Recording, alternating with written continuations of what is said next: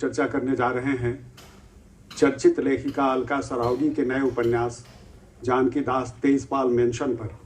तो आइए इस बारे में बातचीत करते हैं डॉक्टर नामवर सिंह जी से। मदन जी, उनका ये 5वां उपन्यास है और इसके पहले उनका नाम असल में हुआ, जो पहला उपन्यास था कलिकथा बाईपास जी, ये 1998 में आया था और उसी से रोशनी में आई।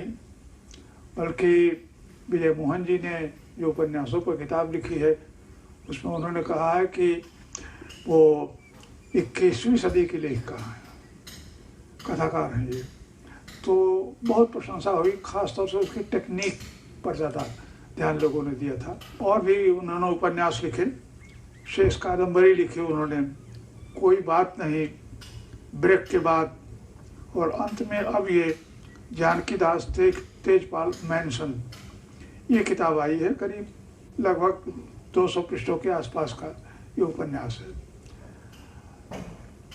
उनकी कथा की दुनिया तो कलकत्ते तक सीमित है।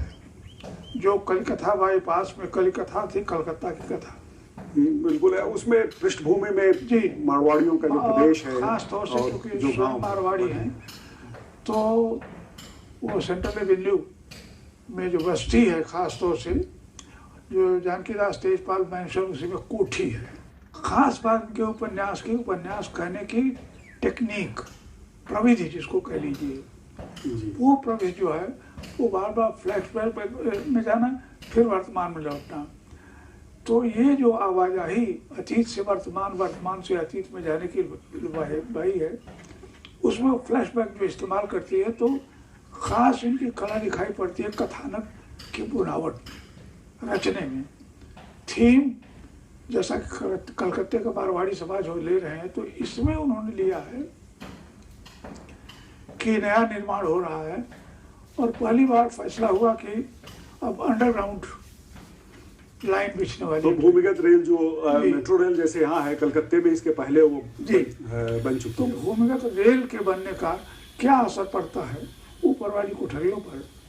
और चूंकि सबसे पुरानी बिल्डिंग सेंट्रल एवेन्यू की यही मेंशन था, तो इस मेंशन को उन्होंने केंद्र बनाया है और लिखने की कोशिश की है। कलकत्ते में इस तरह से रहने की संस्कृति है कि एक कोठी में छोटे छोटे हिस्से में बांटकर बहुत सारे परिवार रहते हैं। वो संस्कृति वहाँ है खास तरह की। अब उसमें कहानी, एक मारवाड़ी समाज है, ऊपर की बड़ी पुरानी बिल्डिंग है, उसको ढहना ही है। रेल के आने के नीचे अंडरग्राउंड रेल जो बनेगी तो बिल्डिंग कहीं नहीं रहेगी, टूटना है उसको। तमाम लोग ऊपर नीचे किराएदार रहा करते थे, तो उसको केंद्र बना करके पूरी की पूरी कहानी उन्होंने लिखने की कोशिश की है। और उसमें एक आदमी जो अमेरिका रिटर्न है, बिजनेस करता है, तो अमेरिका जाता है, अमेरिका से पैसा कमा के वो कलकत्ते में अपना खेल खेलने की कोशिश करता है। ये जो आवाज़ आई है, और उसमें चूँकि कलकत्ता में उस ज़माने में, और अब तो बंद हो गया है, वो नक्सलवाड़ी आंदोलन था, तो उसमें पहले उपन्यास में उन्होंने इस्तेमाल किया था। तो थोड़ी सी राजनीतिक छौंक, बल्कि उसकी रूमानी समझ है जो एक तरह से आंदोलन की दुर्व्याख्या या कुव्याख्या है। तो राजनीति तो बहुत स्पष्ट है इनकी, उसके बारे में कुछ कहने की जरूरत नहीं है। अच्छी बात जो लगी कि अमेरिका को एक मोटिव के रूप में इस्तेमाल उन्होंने किया है कि अमेरिका किस तरह से दखल दे रहा है भारत की अपनी अर्थतंत्र में, व्यवस्था में, और अपने एजेंट तैयार करता है।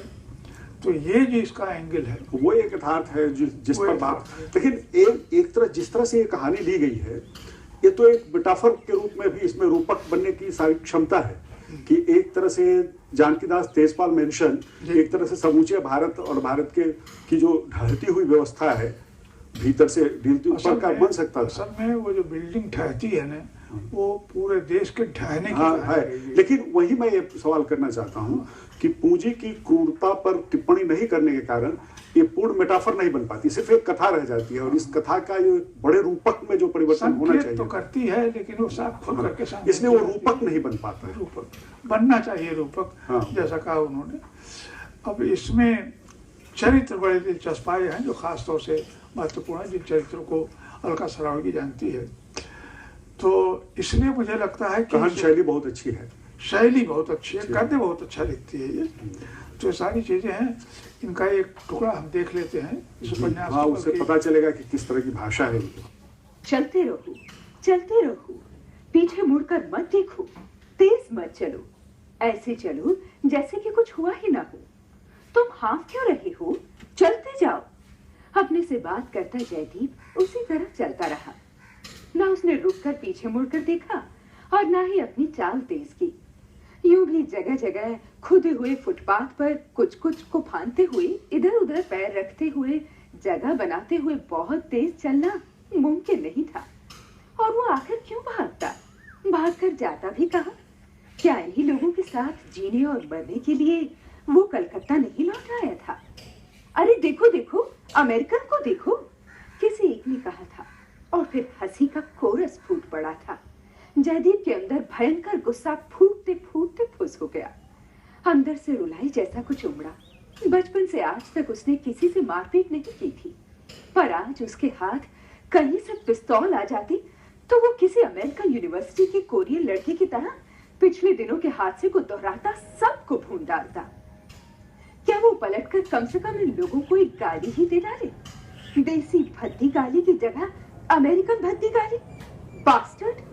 मन में बेवजह गाली खा लेने का अफसोस तो न रहे, या बाहें फैलाकर फिल्मी अंदाज में उनसे कहे कि मेरा यकीन करो, मैं तुम में से ही एक हूँ। अमेरिका से लौटकर भी तुम्हारी तरह 2 चौक वाले बड़ा बाजार के सड़े हुए मकान में रहता हूँ, जहाँ बीचों बीच सामूहिक पाखाना है, बिल्कुल वैसे ही। इस पूरी कहानी में अलका सरावगी की आप देखें तो वो जो नायक इसका है जय गोविंद सिंह, पैसे कमाने वाला, जो उर्फ जयदीप कहलाता है। नहीं, उस नायक के भीतर भी एक नायक है, वो अपनी कथा, आत्मकथा उपन्यास के रूप में लिख रहा है। जी जी जी। तो अपने भीतर अपने को ही नहीं लिख रहा है, एक नए नायकत्व की तलाश भी कर रहा है। जी जी जी। तो शिल्प तो बहुत बढ़िया है, इस दृष्टि से बहुत बढ़िया है, शिल्प तो बढ़िया है। इसलिए मुख्य रूप से इस उपन्यास ने जो आकृष्ट किया मुझे इस उपन्यास के शिल्प में जी। और उस शिल्प का बहुत बढ़िया सधा हुआ इस्तेमाल किया है। कथानक का ढांचा और जिस तरह से कलात्मक बनता है, मुझे लगा कि एक नई चीज़, नया प्रयोग कथा साहित्य में करने की कोशिश की है, वरना आदि मध्य और अंत के रूप में कथा कहने वाले उपन्यास तो बहुत से भरे पड़े हैं। मारवाड़ी महिला कलकत्ते में